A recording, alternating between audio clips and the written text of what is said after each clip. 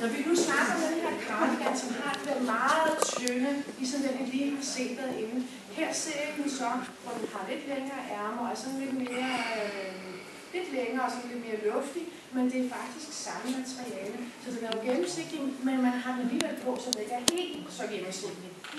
Den får kun i den sorte. Det tøj, jeg ser her, det går fra 42 og op efter. Kjolen indenunder, som I kan se, er også i 2 lag, så den er ikke gennemsigtig. Man har jo fint lige det her 2 forskellige længder, så den lige giver lidt ekstra feminin for neden. Der er jo påsat nogle små paljetter i samme farve, som kjolen er.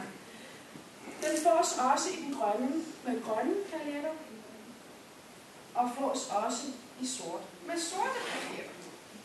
Den har et super fint snit, fordi som I ser mig over her, så laver den lige en lille bitte smule rynke her foran, så den falder blødt, men er stadig lavet indsnit bagpå, så den ikke bliver alt for hvid. Og så er der jo en fin lille knap, ikke fordi man behøver at bruge den, men en lille detalje bagpå, så man sådan ikke bare sådan er skåret helt op bagpå. Altså det kan man jo også ikke se, for den hænger fast i. Nej, det er lidt, den hænger fast i der. Ja, men hvis vi skal se den knap, så er jeg nødt til at gøre sådan der. Sådan der. Så.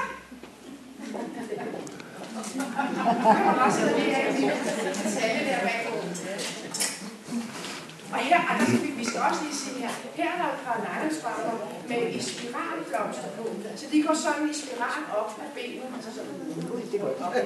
Og det giver sådan lige lidt ekstra, når man lige har en kjole på, hvor der ikke sker så meget på, men lige prægen over i det, når man skal til fest. Ja, tak for det.